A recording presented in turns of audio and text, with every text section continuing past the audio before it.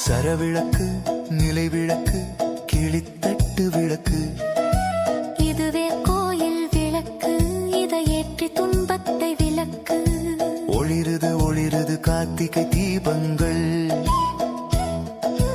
தூருது தூருது அந்திவான மேகங்கள்.